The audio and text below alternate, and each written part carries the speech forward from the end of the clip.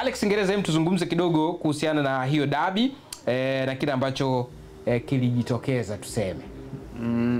Kwanza ilikuwa ni mechi nzuri sana. Of course Mbeya City wamefungwa lakini walionyesha performance bora sana. Of course hata kwenye games zilizopita na wamefunga magoli mawili ya haraka sana. Unajua magoli yao yalitofautiana sekunde tu yalitofautiana sekunde tu. Mabao ya Jeremia Juma na Haruna Chanongo yalitofautiana sekunde tu kutoka bao moja kwenda bao nyingine kwa sababu dakika zinafuatana. Ni dakika ya 73 na 74 kama kumbukumbu zangu ziko sawa. Kwa hiyo ni mechi ambayo ilikuwa nzuri sana kuitazama uwanjani kwa sababu ushindani ulikuwa ni mkubwa sana. Ile dabi ya Mbeya kweli ilionekana ndani ya kwenye uwanja wa KMC Complex. Though watu watamani kuona mechi inachezwa pale Mbeya kutokana na namna ambavyo mashabiki wamekuwa wakivutiwa na hii dabi kwenye siku za hivi karibuni, lakini imeshindikana kwa sababu uwanja wa Sokeni ulikuwa umefungiwa. Lakini kwa kile ambacho tumekiona kwenye uwanja wa KMC Complex ni dhahiri shahiri kwamba sasa ushindani kati ya Mbeya City na Prison umerejea kwenye kile kiwango ambacho watu wengi walikuwa wanatarajia kuona kwenye ligi kuu, lakini pia kwenye mashindano yote ambayo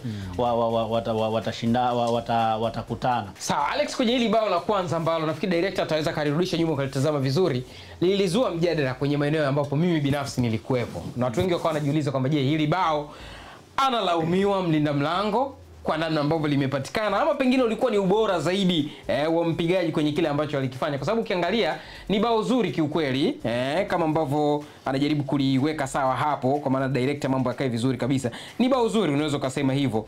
Bao lilikuwa ni Jeremia Juma yule alipiga moja mua kweli kweli na tukashuhudia bao hili. Hebu tazame hili bao. Ni bao ambalo ni makosa ya mlinda mlango ama pengine ni ubora wa mshambuliaji? Kwanza ni mlinda mlango amefanya makosa. Hilo ni kosa la kwanza. Wana mlinda mlango wa Mbeya City alimpa uwepesi Jeremia Juma kulitazama lango vizuri. Alafu golikipa wao si Beno Kakolanya. Aliwapa ule uwepesi, alimpa Jeremia Juma uwepesi wa kulitazama lango. Angalia alivyokuwa amesimama Jeremia Juma. Amtazame golikipa wa Mbeya City alivyokuwa amesimama. Pembe, yani juu kabisa. Yani hakuwa kwenye lango. Unaona kule alipokuwa Kwani hapa utanisaidia kidogo. Si huwa mnasema kwamba mnasema kwamba mlinda mlango inabidi anazuia kwenye mwamba wa kwanza ama inakuwaje? Yani Naisi alikuwa kwenye mwamba wa kwanza kule kwa maana ya nia post au ile ipoje kwenye ukitazama vizuri kwenye eneo ambalo Jeremia Juma alikuwepo. Eneo ambalo Jeremia Juma alikuwepo. Alikuwa kwenye eneo ambalo goalkeeper unapaswa kukaa sehemu ambayo ule mpira ukipigwa kwenye engo ya chini mwisho una uwezo wa kucheza, kwenye engo ya juu una uwezo wa kucheza, kwa sababu hapo hakuwa karibu Jeremia Juma, alikuwa mbali. Lakini Beno alikuwa kwanza amesogea mbele kidogo, halafu distance ambayo kutoka kwake kwenda kwenye kurudi yani alisogea mbele kidogo. Akaacha distance kubwa au space kubwa nyuma ya lango lake. Kwa hiyo alichokifanya Jeremia ni kutazama sana, ni kupeleka mpira kwenye ile eneo ambalo tayari goalkeeper wa Mbeya City aliliacha wazi. Na kwa sababu alisogea mbele kidogo, maana ule mpira ulipopigwa ilikuwa ni ngumu tena kwenda kucheza ule mpira. Kutokana na ile space ambayo ameiacha. Lakini kama angekuwa yuko nyuma kidogo, uwezekano wa kucheza ule mpira ulikuwepo. Ndio maana nasema kwangu yalikuwa ni makosa kwanza ya Beno, lakini pia ubora wa mpigaji, kwa sababu mpaka anatazama lile eneo ambalo goalkeeper amesimama. Maana yake yeye pia amefanya kazi nzuri. Kwa hiyo makosa ya goalkeeper yalikuwa ya kwanza, lakini ubora wa mchezaji wa Mbeya wa Prison kwa maana Jeremia Juma ilikuwa ni sehemu ya pongezi ya pili kuitumia ile fursa. Na likapigwa shangilia moja la kibabe sana. Mambo yakaenda kwa namna hiyo. Anyways, ile ilikuwa ni bao ambalo lilipatikana kwa upande wa Tanzania Prisons, bao la kwanza, baadaye Mbeya City pia Tanzania Prisons, na mchezo kaenda kumalizika kwa Tanzania Prisons pengine kupoteza kwa mabao mawili kwa moja. Overall performance kwa sababu niliona pia bao la pili ifungwa na Haruna Chanongo mmoja kati ya wachezaji wa Kongo pia ni kama vile wameonyesha kwamba Ukongo wao wamekuja kuonyesha kwamba una mata kwa kiasi gani. Ambapo ukitazama kwenye bao la pili kama director anaweza kutuwekea hapo kana bao la pili. Nafikiri moja ya vitu ambavyo vimeifelisha Mbeya City jana ni pamoja na goalkeeper. Ndiyo, kuna ubora wa watu ambao wamefunga mabao, hatuwezi kuondoa, lakini makosa ya golikipa yamechangia kwa namna moja ama nyingine Mbeya City kwenda kupoteza mchezo. Bao la kwanza nimeliongelea vizuri hapa. Angalia bao la pili. Bao la pili. Of course hakika ataliweka hapo talishuhudia. Ni bao la pili. Ni bao ambalo ukiangalia sehemu ambapo alikuwepo Anachanongo, nadhani ndio hii hapa. Angalia msito wa mpira Mtazama golikipa aliposimama. Angalia delay ya golikipa kwenda kucheza ule mpira. Okay. Kwa kosa binafsi pia la mlinda mlango. Kosa pia binafsi la mlinda mlango. Yaani mtu akishakaribia kwenye 18 unaona anakunjuka, lazima uwe speed kwenda kucheza mpira. Angalia hiyo hapo. Angalia na setiwa mpira. Mtazama golikipa. Lakini unaona speed yake. Alex, mimi ngoja kidogo kwanza. Unajua nadhani of course director turudishe kidogo, twende kidogo. Mimi kile ninachokiona. Kwa maana kwamba ukitazama, hebu angalia kwanza mpira akitugandisha hapa kidogo.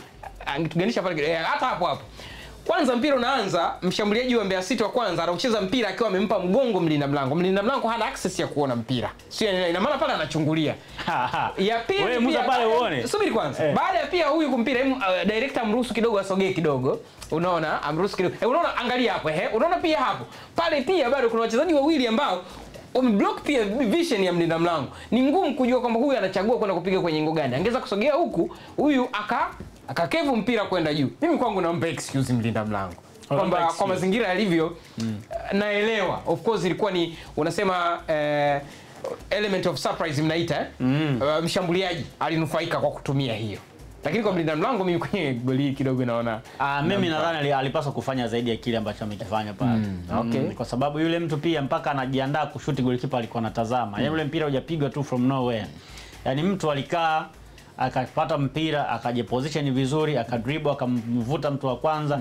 Ndio hata kama mtu ameblock ile side kwamba huwezi kuona vizuri, lakini unavokuwa ili uweze kuwa golikipa bora ni lazima ufanye pia uokoe mpira hata sehemu ambazo watu hawatarajii. Kwa hiyo lazima pia ufanye kitu kama hicho. Kwa hiyo mimi nadhani pale alipaswa kufanya zaidi ya kile ambacho amekifanya, kwa sababu ni moja magolikipa ambao wana experience na tunawaamini sana kwenye mpira wa Tanzania. Basi nafikiri tuishie hapa na Kiingereza. Cha muhimu Mbeya City, cha muhimu Tanzania Prison kashinda. Tanzania Prison msimu uliopita amepambana kubaki ligi kuu, akabaki kwenye dabi yao ya kwanza msimu huu wameshinda, ingawa Mbeya City anaongoza ligi.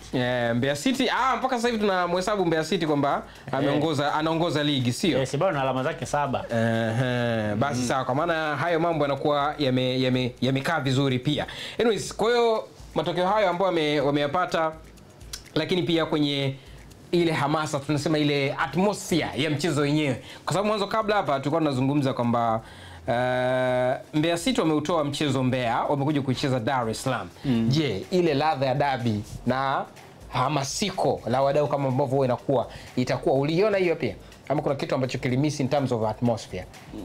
Of course mashabiki walikuwepo, ambao walikuwepo, kuna atmosphere ambayo tuliona, ingawa sio kubwa kama ile ambayo tungeshuhudia mechi ikiwa inachezwa Mbeya. Kwa hiyo kuna kitu kilipungua. Yani kuna kitu kilipungua kwenye ule uhalisia, hatukuona sana, lakini mechi ingechezwa Mbeya hii. Kwa namna ambavyo mmetazama jana, ingechezwa Mbeya. Kuna mashabiki wengi sana uwanjani. Mashabiki wangekuwa wengi mno.